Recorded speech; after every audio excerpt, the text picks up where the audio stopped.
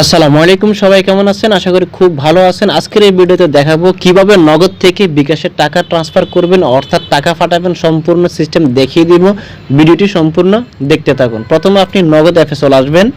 নগদ অ্যাপে আসার পর আপনি এখানে দেখতে পাবেন ট্রান্সফার মানি। আপনি ট্রান্সফার মানি এখানে ক্লিক করে দিবেন।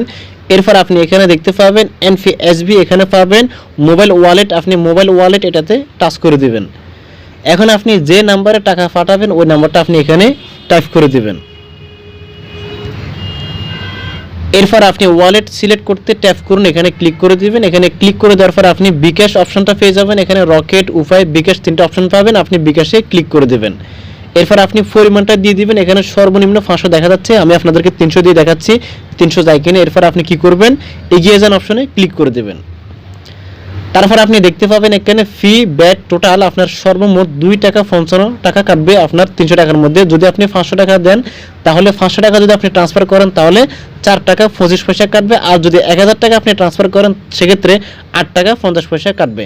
এরপর আপনি রেফারেন্স এখানে ক্লিক করে আপনি যে কোনো কিছু লিখে দিতে পারেন, আপনার ইচ্ছা, না দিলেও সমস্যা নেই। এরপর আপনি আপনার নগদের পিনটা এখানে বসায় দিবেন। নগদের পিনটা বসানোর পর আপনি পরবর্তী ধাপে ক্লিক করে দিবেন। এরপর আপনি এখানে ট্যাপ করে ধরে রাখবেন।